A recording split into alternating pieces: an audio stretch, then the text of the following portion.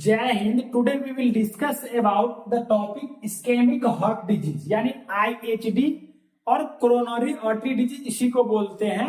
दोनों के बारे में आज हम डिस्कस करेंगे। और एथेरोस्क्लेरोसिस भी डिजीज है। यह सारा क्या है, आपका कार्डियोवैस्कुलर सिस्टम यानी एमएसएन का जो cardiovascular system unit disease condition है, उसमें ये तीनों डिजीज एक ही टॉपिक से क्लियर हो जाएगा। तो आज आप इस लेक्चर में बने रहें। आज हम जानेंगे जो आपके हृदय से रिलेटेड बीमारी है, इस्केमिक हार्ट डिजीज यानी हार्ट अटैक जो आ जाता है, उसके बाद एथेरोस्क्लेरोसिस के कंडीशन हो जाता है, सीएडी के कंडीशन हो जाता है। तो ऐसा क्यों होता है और कैसे होता है, वो सारा कुछ प्रोसेस जानेंगे कि आपका हार्ट कैसे अचानक से रुक जाता है, क्या कारण है, क्या कारण से रुक जाता है, क्या सिम्टम्स है, यानी हार्ट अटैक आने के क्या क्या सिम्टम्स है। तो ये सारे कुछ हम आज के लेक्चर में डिस्कस करते हैं। तो सबसे पहले जो इस्केमिक हार्ट डिजीज है, आईएचडी जिसको बोलते हैं, उसको हम क्या बोलते हैं, ऑल्सो कॉल्ड कोरोनरी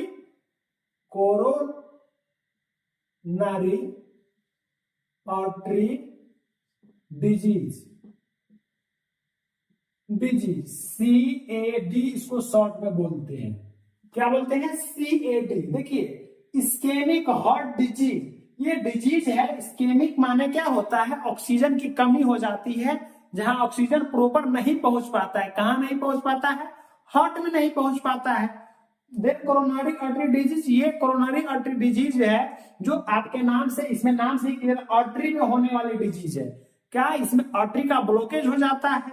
अब ये आर्टरी के बारे में जानने से पहले, ये सब जानने से पहले आपको हार्ट को जानना पड़ेगा कि हार्ट का डायग्राम देख हम इस डिजीज कंडीशन के बारे में प्रॉपर नोट्स के साथ जानेंगे। देखिए, ये हार्ट्स हम बना रहे हैं नॉर्मली।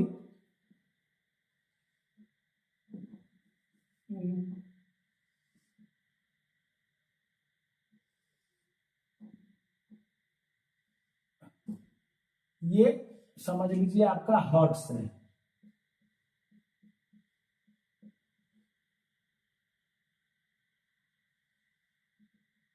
ये आपका हार्ट समझ लीजिए। ये हम इंटरनली स्ट्रक्चर नहीं बना रहे हैं, ये हम पूरा जो, अगर हम इंटरनली बनाएंगे तो पूरा आपको ये चेंबर दिखाना पड़ेगा। आप चेंबर, ये आप यहां से समझ लीजिए, सपोज दैट यहां से ये समझ लीजिए, ये समझ लीजिए, ये समझ लीजिए, ये पूरा अंदर का स्ट्रक्चर है, ये ऊपर वाला स्ट्रक्चर है। देखिए, पहले अंदर वाला ही जान लीजिए। अंदर वाला में हम लोग क्या देख रहे थे, सॉरी, जो अंदर वाला हम देख रहे थे, अंदर वाला में हम देख रहे थे, ये क्या है, राइट एट्रियम है, ये राइट वेंट्रिकल होता है, ये लेफ्ट एट्रियम है और ये लेफ्ट वेंट्रिकल होता था, और ये आयोटा है हमारा, ये आयोटा है। इसी में हमारा क्या रहता था, पल्मोनरी आर्टरी रहता था, पल्मोनरी वेन रहता था, इसमें पल्मोनरी आर्टरी, इसमें सुपेरियर वेना कावा, और इसी के नीचे आता था हमारा इंफीरियर वेना कावा। तो ये हमारा हार्ट का पूरा इंटरनल डायग्राम है। जो आप जानते हैं कि हमारे जो हार्ट है उसमें कितने चेंबर होते हैं, 4 चेंबर होते हैं, जिसमें से 2 एट्रियम होती है और 2 वेंट्रिकल होती है। राइट साइड वाला राइट एट्रियम, लेफ्ट साइड वाला लेफ्ट एट्रियम, राइट साइड वाला राइट वेंट्रिकल, लेफ्ट साइड का लेफ्ट वेंट्रिकल। इसमें जो भाल्व भी होते हैं वो 4 होते हैं। ट्राइकस्पिड वाल्व जो होता है राइट साइड होता है, बाइकस्पिड वाल्व या जो मिट्रल वाल्व होता है वो लेफ्ट साइड होता है, फिर सेमिल्यूनर वाल्व होता है, आयोटिक वाल्व भी बोलते हैं, और पल्मोनरी वाल्व। तो ये सारे इसमें हार्ट का ही इंटरनल डायग्राम है।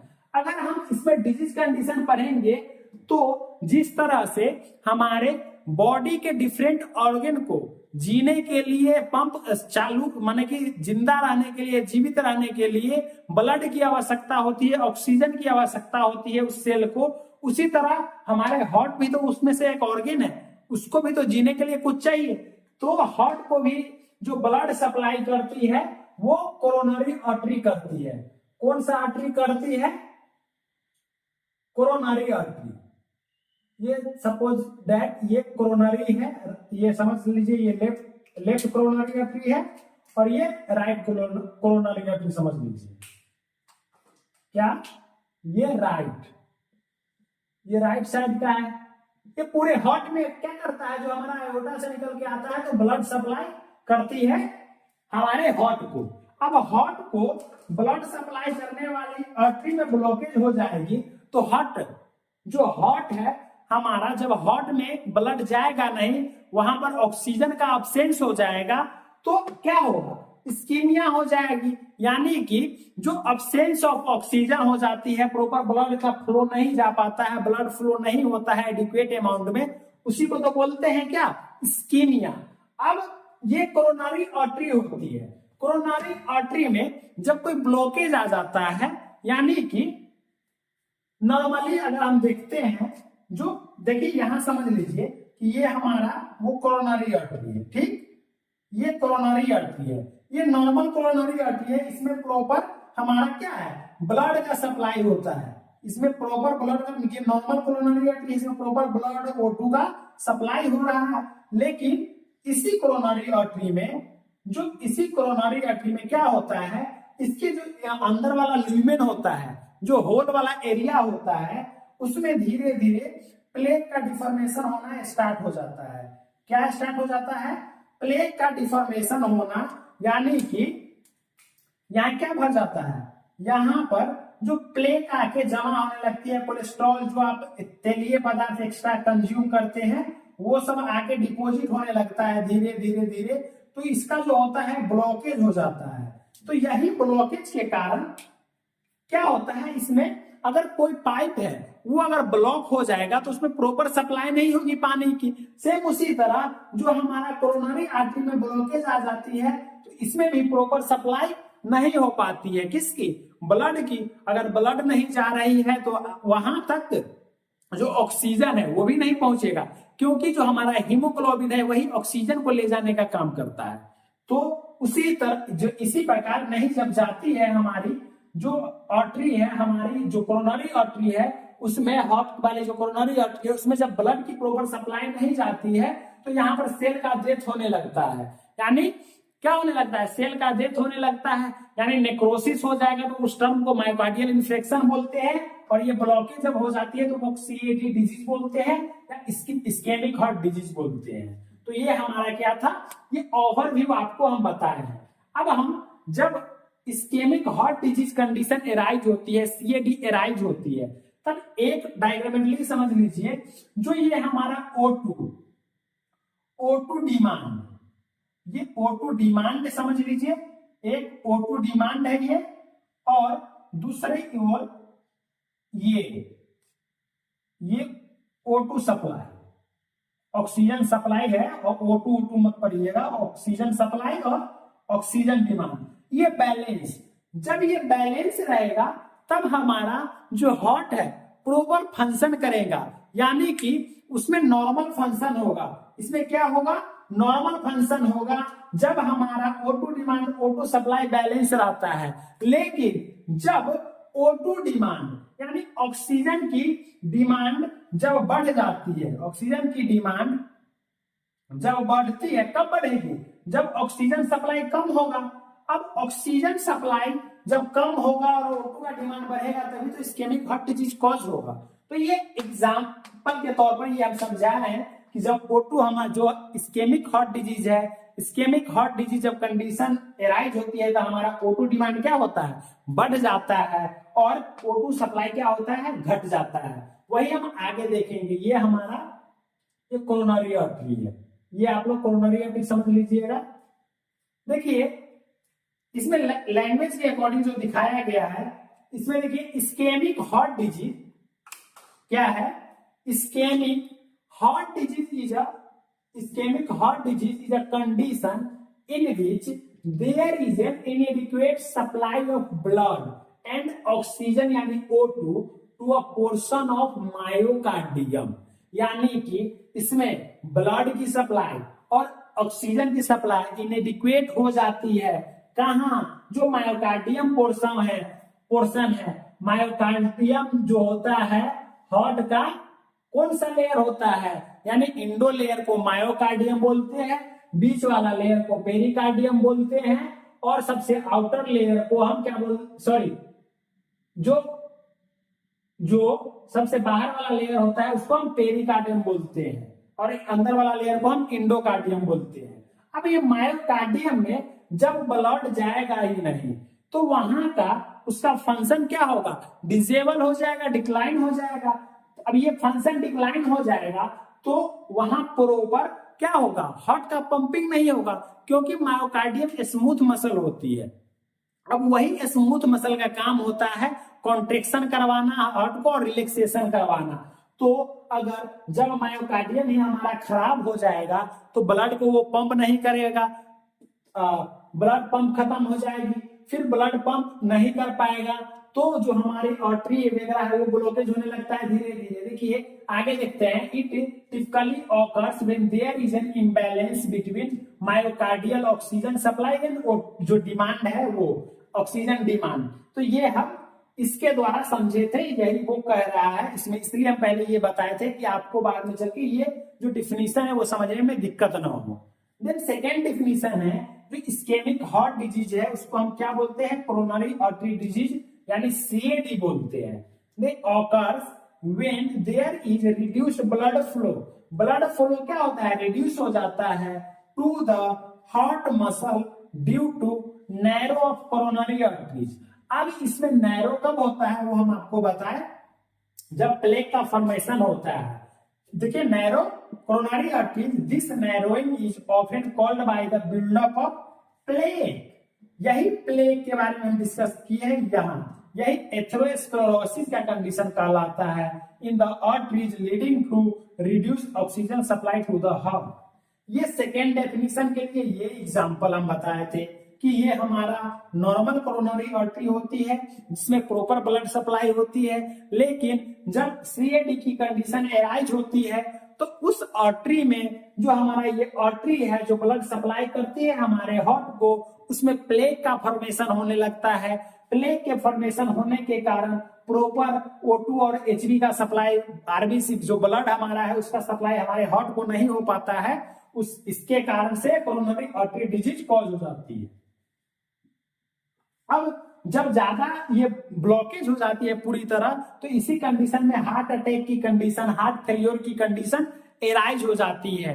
जो सीएचए पे क्रॉनिक हार्ट फेलियर वगैरह है वो कंडीशन एराइज हो जाती है। तो ये हमारा क्या था, इस्केमिक हार्ट डिजीज। अगर आप सीधी लैंग्वेज में बोले इस्केमिक हार्ट डिजीज कब होगी, जब ऑक्सीजन की सप्लाई प्रॉपर नहीं हो पाएगी और ब्लड की सप्लाई प्रॉपर नहीं हो पाएगी हार्ट में, तो वो इस्केमिक हार्ट डिजीज कॉज हो जाएगा। अब उसी में जब हमारा कोरोनरी आर्टरी में एथेरोस्क्लेरोसिस की कंडीशन राइज होगी, यानी प्लेक का बिल्डअप हो जाएगा, ज्यादा कोलेस्ट्रॉल हो जाएगा, ज्यादा फैट डिपोजिशन हो जाएगा, तो सीएडी डिजीज फॉर्म होगा। सेम उसी तरह हम एग्जांपल के तौर पर बताए हैं कि कोई पाइप है उसमें यदि ब्लॉकेज आने लगेगा धीरे धीरे तो प्रॉपर क्या होगा, उसमें फ्लो नहीं होगा, कोई भी चीज का पानी का लिक्विड का फ्लो प्रॉपर नहीं होगा। सेम उसी प्रकार जो हमारे कोरोनरी आर्टरी में प्लेक का बिल्डअप हो जाता है तो प्रॉपर ब्लड और ऑक्सीजन की सप्लाई नहीं होने के कारण क्या हो जाता है, वो ब्लॉकेज हो जाने के कारण हमारा हार्ट जो क्या करता है, फेल कर जाता है, फेल्योर हो जाता है ब्लड पंप करने में। उसी के कारण हमारा क्या, CAD, heart attack, CHF, M जो मायोकार्डियल इन्फेक्शन है, ये सारे डिजीज कॉज होता है। तो ये हम जाने डेफिनेशन। अब डेफिनेशन के बाद क्या क्या रिस्क फैक्टर है, क्या क्या किस किस वजह से जो हमारा है हार्ट डिजीज कॉज होता है, इस्केमिक हार्ट डिजीज बोले तो या सीएडी बोले तो देखिए एक मॉडिफिएबल है, दूसरा नॉन मॉडिफिएबल है। मॉडिफिएबल में देखिए जैसे एचटीएन जो हाइपरटेंशन है, हाइपरटेंशन के कारण जब ज्यादा समय से हाइपरटेंशन वाले पेशेंट है तो उसमें भी इस्केमिक हार्ट डिजीज या सीएडी के कॉज होने के चांसेस बढ़ जाते हैं। ब्लड प्रेशर वाले व्यक्ति को इस्केमिक हार्ट डिजीज कभी भी हो सकता है और सीएडी भी कभी भी हो सकता है, जब उसका सही से वो ट्रीटमेंट नहीं लेंगे, सही टाइम पर मेडिसिन नहीं लेंगे तो ये एचटीएन कॉज हो जाएगा, सॉरी एचटीएन से क्या इस्केमिक हार्ट डिजीज कॉज हो जाएगा। देन डायबिटीज, क्या डायबिटीज वाले पेशेंट में भी क्या होता है, हार्ट फेलियर का कंडीशन बढ़ जाता है। जो डायबिटीज वाले पेशेंट होते हैं उसमें भी चांसेस होते हैं। देन हाई कोलेस्ट्रॉल लेवल, ज्यादा फैट डिपोजिशन के कारण ही बीमारी होता है, इसलिए जितना कम हो सके फैटी चीज, तेलीय पदार्थ कम खाना चाहिए। इसलिए ये क्या होता है, ये रिस्क है हमारे इस्केमिक हार्ट डिजीज कॉज करने में और सीएडी कॉज करने का। देन ओबेसिटी, मोटे वाले व्यक्ति में आप देखे होंगे ज्यादा हाइपरटेंशन की कंडीशन होती है मोटे व्यक्ति में। देन एक्सेसिव अल्कोहल कंजप्शन, ज्यादा शराब पीने से भी हमारा क्या होता है, हार्ट फेल्योर का कंडीशन जो चांसेस रहता है, ज्यादातर सीएडी वगैरह और आईएचडी वगैरह का चांसेस बढ़ जाता है। देन अगला रिस्पेक्टर है फिजिकल इनएक्टिविटी, आप खाए जा रहे हैं और भैंस की तरह मोटे हो जाएंगे, बॉडी को फिट नहीं रखेंगे, तो ये भी आपके हार्ट के लिए बहुत ही क्या होगा, हार्मफुल होगा, डेंजरियस होगा। तो इसीलिए आप खाइए, फिर उसको बर्न भी कीजिए, एक्सरसाइज भी डेली कीजिए। देन अनहेल्थी डाइट, वही फास्ट फूड की बात कर रहे हैं हम। अनहेल्थी डाइट लोग बहुत अभी के समय में पसंद करते हैं, चाउमीन, बर्गर, पिज्जा, क्या क्या क्या क्या, लेकिन बहुत सारे रोड साइड फूड होते हैं वो बहुत अनहाइजीनिक होते हैं, उसका जो ऑयल होती है बहुत गंदा होती है, उसके कारण अनहेल्थी डाइट अगर लेते हैं ज्यादा रेगुलर, आप बहुत सालों साल तक ले रहे हैं, तब ये आपको ये आईएचडी तक पहुंचा देगा और सीएडी तक पहुंचा देगा। क्योंकि अभी के समय में लोग बीमारी जो है वो एराइज नहीं होते हैं खुद, लोग बाहर से खरीद कर लाते हैं बीमारी को। अब हम इसलिए खरीद कर लाना बोल रहे हैं क्योंकि लोग तो खरीद कर ही लाते हैं ना, जैसे अल्कोहल वो परचेज करते हैं, लाते हैं, पीते हैं, पार्टी मनाते हैं दिन रात, स्मोकिंग करते हैं अपने स्टाइल में, बोलता है कि हम 15-20 वाले स्मोकर है, ये वो बहुत सारे लोग करते हैं। तो ये स्मोकिंग भी इसका मोस्ट इंपोर्टेंट कारण है। देन टोबैको चीविंग, तंबाकू खाना भी बहुत स्वास्थ्य के लिए हानिकारक होता है, क्योंकि इन सभी चीजों पर लिखा भी होता है कि आप कैंसर के शिकार जो आप खरीद रहे हैं वो कैंसर ही खरीद रहे हैं, लेकिन लोग मानते कहाँ है, फिर भी लेते हैं। देन स्ट्रेस, ज्यादा स्ट्रेस लेने से भी हार्ट गड़बड़ आ जाता है, कभी कभी हार्ट अटैक की कंडीशन हो जाती है, ज्यादा स्ट्रेस में जाने के कारण हमारा हार्ट प्रॉपर फंक्शनिंग करना बंद कर देता है, ब्लॉकेज आ जाती है, देन वो हमारा आईएचडी और सीएडी कॉज होता है। देन नेक्स्ट की बात करें हम नॉन मॉडिफिएबल में, जैसे कि एज से रिलेटेड होता है, यानी कि ओल्ड एज वाले व्यक्ति में ज्यादातर देखने को मिलता है जेंडर, देन फैमिली हिस्ट्री और ओल्ड एज, वही हम बताए थे पहले से। तो ये सारे रिस्क फैक्टर्स है किसके, जो हार्ट डिजीज है, इस्केमिक हार्ट डिजीज बोले तो या कोरोनरी आर्टरी डिजीज बोले तो, उसको कॉज करने का ये मुख्य क्या है, रिस्क फैक्टर है। ये सब चांसेस रहते हैं, ये सब अगर आप करते हैं और ये सब आपके शरीर में राइज है, जैसे पहले से डायबिटीज है, तो आपको भी आईएचडी और सीएडी हो सकता है। इसलिए जो डॉक्टर सलाह देते हैं वो चीज साफ साफ बंद कर देना चाहिए, क्योंकि अपने मन मुताबिक कोई भी ऐसा काम नहीं कीजिए जो आपके स्वास्थ्य के लिए हानिकारक हो। अब हम जानेंगे एक्चुअल कॉजेज के बारे में, एक्चुअल कॉजेज के बारे में जानेंगे कि क्या क्या कॉजेज है, किसको, इसके सब ले लिए थे आप लोग, चलिए मिटा भी दिए, लेकिन चलिए ले लीजिए। अब हम बात करेंगे मेन कॉजेज। अभी तो हम रिस्क फैक्टर देख रहे थे कि क्या क्या चांसेस होता है जो हमारा क्या करता है, आईएचडी और सीएडी कॉज करता है। तो ये हम जाने थे क्या, आईएचडी के बारे में, इस्केमिक हार्ट डिजीज के बारे में और सीएडी के बारे में, कोरोनरी आर्टरी डिजीज में। देन अथेरोस्क्लेरोसिस में सेम यही कंडीशन होता है, आप डेफिनेशन वगैरह भी सेम इसी तरह लिख सकते हैं, उसमें भी प्लेक का फॉर्मेशन हो जाता है जिसके कारण ब्लॉकेज आ जाती है और प्रॉपर हार्ट की सप्लाई, जो प्रॉपर हार्ट में ब्लड की सप्लाई नहीं हो पाती। अब हम बात कर रहे थे, जो किसकी बात कर रहे थे, कॉजेज की। कॉजेज क्या क्या कारण है जो हार्ट, इस्केमिक हार्ट डिजीज और सीएडी कॉज करती है। देखिए इसमें सबसे पहला कारण जो high cholesterol level, high cholesterol level, ये हाई कोलेस्ट्रॉल लेवल की कंडीशन जब आपके शरीर में हो जाती है, कोलेस्ट्रॉल बढ़ जाता है, उसी कोलेस्ट्रॉल के बढ़ने के कारण जो आपका जो ब्लॉकेज होता है, जो कोरोनरी आर्टरी होती है, जो ब्लड सप्लाई करती है हमारे हार्ट को, उसमें क्या हो जाता है, उसमें ये ब्लॉकेज हो जाता है। ये हमारी जो आर्टरी है उसमें क्या हो जाती है, ब्लॉकेज हो जाती है, धीरे धीरे धीरे धीरे बढ़ते बढ़ते प्लेग इसको क्या करती है, पूरी कवर कर लेती है। अब ये पूरी कवर कर लेती तो भाई इसमें ब्लड नहीं जाएगा, ब्लड नहीं जाएगा तो भाई ऑक्सीजन भी नहीं जाएगा, ऑक्सीजन नहीं जाएगा तो वहां नेक्रोसिस होने लगेगा, सेल का डेथ होने लगेगा, हार्ट पंप करना बंद कर देगा, आप खत्म हो जाएंगे, चले जाएंगे ऊपर। तो इसीलिए आप समझ जाइए, ये सारा कंडीशन रिवाइज होने से पहले आप खुद लोग उस चीज को समझें और अवॉइड करें, जितना भी चीज अवॉइड करने वाला है उसको हम अवॉइड करते चलेंगे। Then atherosclerosis most important cause है, एथेरो SCLEROSIS, atherosclerosis. Then diabetes, diabetes भी मुख्य कारण है ISD कॉज करने में। देन स्मोकिंग, स्मोकिंग भी नहीं करना चाहिए लोग, लेकिन बहुत शौक के लिए करते हैं। Excessive alcohol, excessive alcohol consumption, alcohol consumption,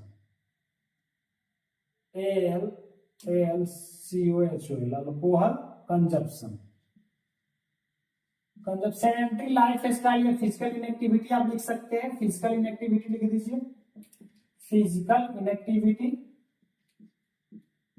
inactivity, that's all are most important cause of क्या, जो हमारा ISD और CAD है। एक तो ओबेसिटी आप भूल ही गए थे, मोटापा भी मुख्य कारण है हार्ट से रिलेटेड प्रॉब्लम का, मोटे लोगों में ज्यादा होता है नहीं। तो ये सारा क्या है, मोस्ट इंपोर्टेंट कॉज है क्या, CAD और CAD और IHD है, उसको कॉजेशन करने में ये मोस्ट इंपोर्टेंट कॉज है किसका, जो हमारा स्मोकिंग है, ओबेसिटी है, ये सब मिलकर के क्या करता है, ISD कॉज करता है। अब हम बात कर रहे हैं पैथोफिजियोलॉजी की। पैथोफिजियोलॉजी में कोई भी देखिए, due to any etiological cause, कोई भी इटियोलॉजिकल कॉज हो सकता है किसको, जो ISD कॉज करने में कोई भी, जितने भी हम फैक्टर बताए हैं, modifiable, non modifiable risk factor बताए हैं, देन कॉजेज बताए हैं बहुत सारा, तो उसमें से कोई भी कॉज हम ले लेंगे तो वो क्या होगा, ISD कॉज कर सकता है। तो लिपिड कोलेस्ट्रॉल एक्यूमुलेशन होने लगता है जब ज्यादा आप क्या अल्कोहल कंजप्शन वगैरह करते हैं, तो उसके वजह से आपके जो आर्टरी होती है, कोरोनरी आर्टरी, अब देखिए इसमें क्या बोला है कि lipid cholesterol accumulation in the endothelial layer of the artery. अब एंडोथेलियल लेयर कौन होता है वो हम आपको बताते हैं। देखिए एंडोथेलियल लेयर कौन होता है, ये कोरोनरी आर्टरी है आपकी, ठीक। अब ये कोरोनरी आर्टरी की जो अंदर की ये जो यहाँ जो होती है, ये एंडोथेलियल लेयर होता है, जो ल्यूमेन के चारों ओर एक लेयर होता है जिसको हम एंडोथेलियल लेयर बोलते हैं। उसी लेयर में लिपिड कोलेस्ट्रॉल और कोलेस्ट्रॉल का क्या होने लगता है, एक्यूमुलेशन होने लगता है, यानी कि ये धीरे धीरे धीरे धीरे इसका एक्यूमुलेशन बढ़ने लगता है, ये बढ़ने लगेगा, धीरे धीरे क्या करेगा, इसको बढ़ने लगेगा।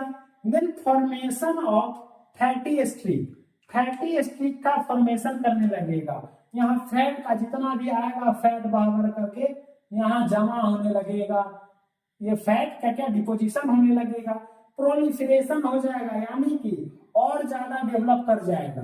प्रोलिफरेशन होने के बाद जो फाइब्रस प्लेट का एक फॉर्म कर देगा, बहुत ज्यादा गुच्छा गांठ वाला फॉर्मेशन हो जाएगा।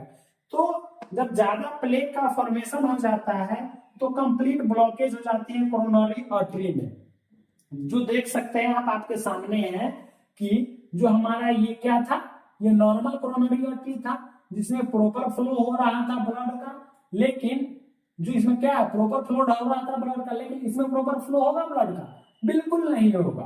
तो वो ब्लॉकेज का, ये ब्लॉकेज है, ये ब्लॉकेज ऑफ कोरोनरी आर्टरी, ये हमारा क्या है, ब्लॉकेज ऑफ कोरोनरी आर्टरी। लेकिन ये क्या है, कोरोनरी आर्टरी का इसमें फ्लो क्या है, जो फ्लो है वो फ्लो जो है वो क्या है, प्रॉपर है, प्रॉपर फ्लो है इसमें।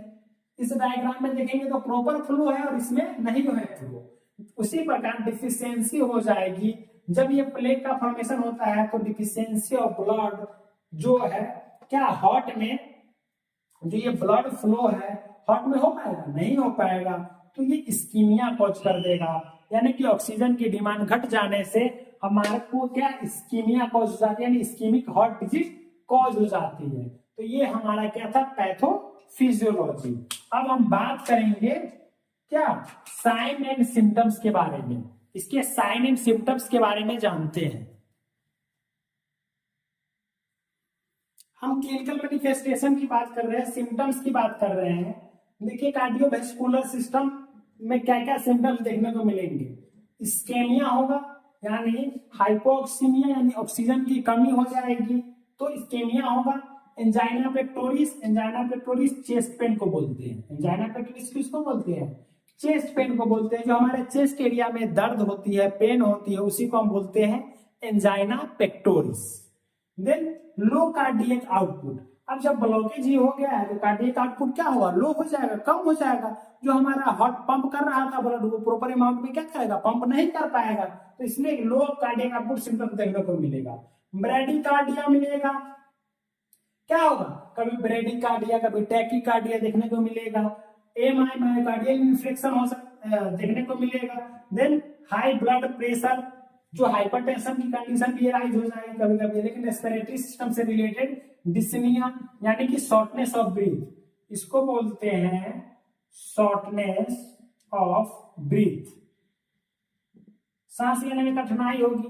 पल्मोनरी एडिमा वगैरह जो होगा अपियर होगा लक्षण में, चेस्ट टाइटनेस वगैरह होगा, फैटिग थकान वगैरह महसूस होगा। देन गैस्ट्रो इंटेस्टाइनल सिम्टम्स क्या क्या होगा, नोजिया और वोमिटिंग, ये मुख्य इंपोर्टेंट सिम्टम्स है। इपिगेस्ट्रिक में पेन, यानी इपिगेस्ट्रिक जो हमारा रीजन है, यहाँ पेन का भी फील होगा आपको। तो ये सारे सिम्टम्स देखने को मिलेंगे आईएसडी और सीएडी कम में।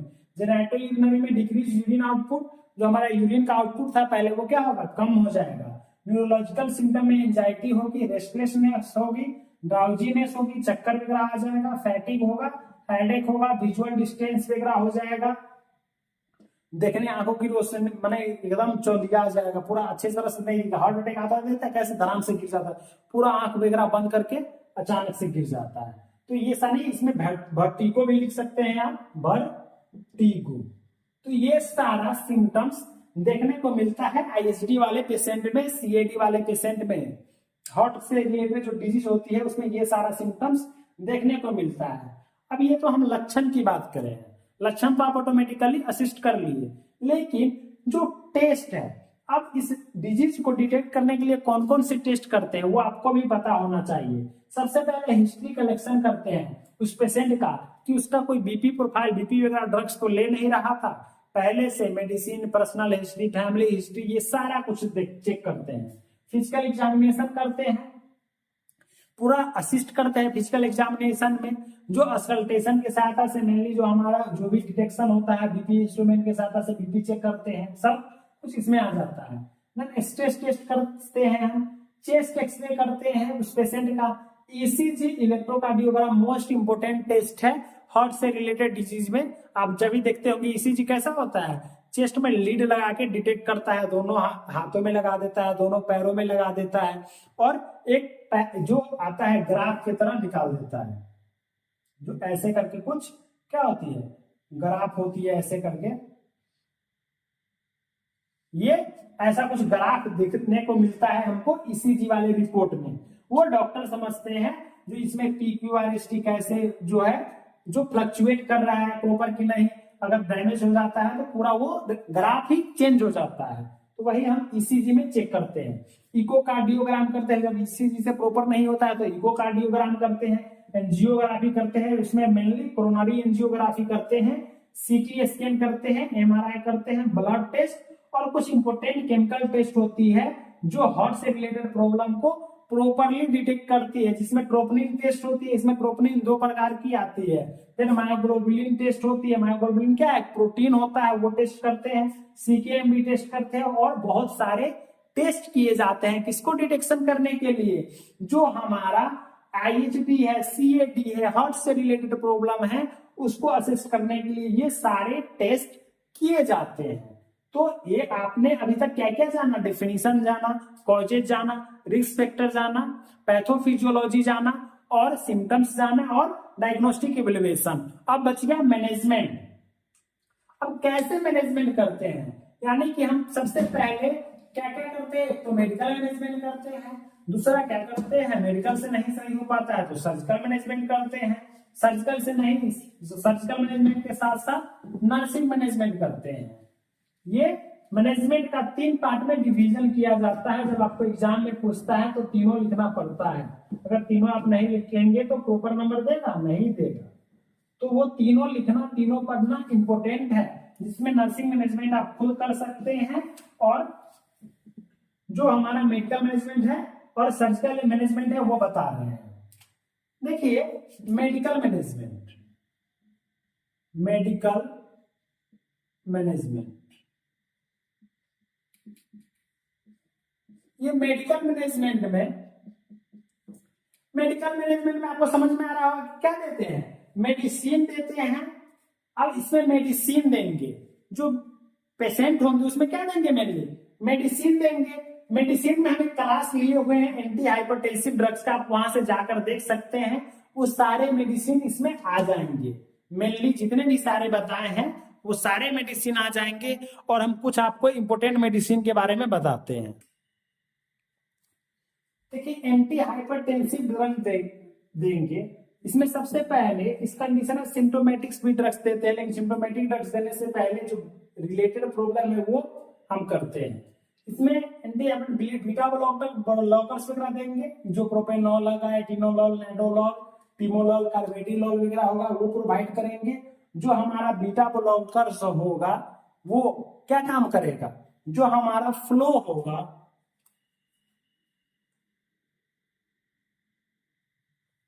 जो हार्ट का वर्कलोड होगा उसको क्या करेगा, डिक्रीज करेगा। Beta calcium channel blockers, amlodipine, nifedipine, ये हमारे कोरोनरी आर्टरी को फ्लो को क्या करेगा, बढ़ाएगा। देन वैसोडाइलेटर, डायलेशन का काम करेगा। नाइट्रेट्स आता है, एंटीजी जिसको बोलते हैं नाइट्रोग्लिसरीन, वो वैसोडाइलेशन का काम करेगा। जो हमारा जो वेसल्स है वो नैरो हो गया उसको डायलेट करने में मदद करेगा। एंटी कोगुलेंट देंगे, जो ब्लड है क्लॉटिंग से बचाएगा। हिपेरिन है, लिपिड लोडिंग ड्रग्स देंगे, जो लिपिड का लेवल बढ़ गया है उसको कम करने में एट्रोवेस्टेटिन, सीमोवेस्टेटिन, रोटावेस्टेटिन वगैरह देंगे। थ्रोम्बोलाइटिक्स ड्रग्स है कुछ, स्ट्रेप्टोकाइनेट, यूरोकाइनेज है। डायरेटिक्स देंगे, जो हमारा यूरिनरी आउटपुट निकलने के से हमारा प्रेशर हार्ट का क्या कमेगा। फुसामाइड, टॉर्सामाइड वगैरह आता है, तो ये सारे ड्रग्स देते हैं। कुछ एससीवी इनहिबिटर्स है जैसे कैप्टोप्रिल, एनाप्रिल, लिस्नोप्रिल, ये सारे ड्रग्स दिए जाते हैं हार्ट से रिलेटेड प्रॉब्लम जब एराइज होता है तब। देन उसके बाद हम इसमें क्या मेन बच जाता है, सर्जिकल मैनेजमेंट। सर्जिकल मैनेजमेंट में देखिए, सर्जिकल मैनेजमेंट यहां पर देख लीजिए, सर्जिकल मैनेजमेंट, जो सर्जिकल मैनेजमेंट है, सर्जिकल मैनेजमेंट में क्या करते हैं, सीएबीजी करते हैं। सबसे पहले एंजियोप्लास्टी वगैरह करते हैं, एंजियोप्लास्टी एंड सीएबीजी। सीएबीजी का फुल फॉर्म होता है कोरोनरी आर्टरी बाईपास। बाईपास जैसे रास्ता बाईपास निकाल लेता है, बाईपास ग्राफ्टिंग, ये सीएबीजी होता है। अब देखिए जो एंजियोप्लास्टी होता है, एंजियोप्लास्टी में क्या करता है, बैलून से डायलेट किया कर दिया जाता है उस वेसल को। डायलेट करने से प्रॉपर वहां का सप्लाई क्या हो जाता है, चालू हो जाता है। पहले बैलून की सहायता से उसको क्या करते हैं, वेसल को डायलेट कर देते हैं, तो वो एंजियोप्लास्टी होती है। CABG coronary artery bypass grafting होती है। यानी कि जब हम पता करते हैं तो हमको जब पता लगता है कि कौन सा आर्टरी डैमेज है, उस आर्टरी से अगर, चलिए ये हार्ट है, ये दिल वाला हार्ट है आप लोगों का, ठीक, ये हार्ट है। अब इसमें जो आर्टरी आ रही है यहां पर ब्लॉकेज हो गया सपोज दैट, तो हम यहां से डायरेक्ट यहां पर एक बाईपास कर देते हैं, डायरेक्ट आगे ला करके बाईपास कर देते हैं, जिससे कि वहां से फिर से प्रॉपर फ्लोरेट स्टार्ट हो जाता है। यहां से शुरू करके यहां हम कर देंगे, तो वो बाईपास ग्राफ्टिंग करते हैं। वो सर्जिकल प्रोसीजर जब आप देखेंगे तब समझ में आएगा। तो ये दोनों सर्जिकल प्रोसीजर प्रोवाइड करते हैं। नर्सिंग मैनेजमेंट में क्या क्या करते हैं, जो पेशेंट का इनटेक आउटपुट चार्ट है, डाइटरी पैटर्न चेक करना, फिजिकल एक्टिविटी हो रहा है कि नहीं हो रहा है, तो ये सारा कुछ आप खुद लिख सकते हैं। वाइटल साइन असेसमेंट करना, बीपी रेगुलर असेसमेंट करना, पल्स, जो ऑक्सीजन लेवल SpO2 है वो सारा, हार्ट रेट, ये सब कुछ असिस्ट करके लिखना होता है, डॉक्यूमेंटेशन करना है, वही नर्सिंग मैनेजमेंट होता है। तो ये हमारा पूरा ये टॉपिक था IHD और CAT। आई होप सभी लोग समझे होंगे।